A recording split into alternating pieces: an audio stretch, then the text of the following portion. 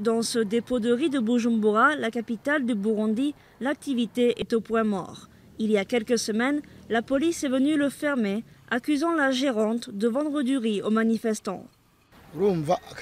Avant, je pouvais rentrer avec 5000 francs en poche, car je suis en charge du chargement du riz. Mais aujourd'hui, c'est un calvaire. Je vais rentrer chez moi sans même 10 francs en poche. La crise politique qui touche le Burundi depuis la fin mai a fait de Bujumbura une ville qui tourne au ralenti et a déjà ébranlé la frêle économie de ce petit pays d'Afrique de l'Est.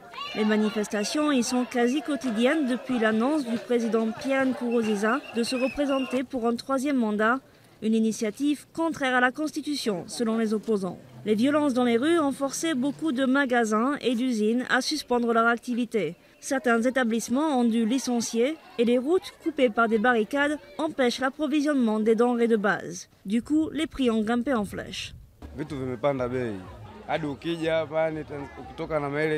Les prix de toutes les marchandises ont augmenté. Aujourd'hui, il faut travailler vraiment dur pour parvenir à s'acheter à manger. Les prix du riz, de la farine, des tomates ont grimpé.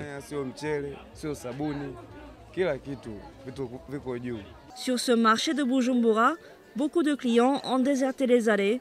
Faute d'argent, ils se limitent sur leurs achats.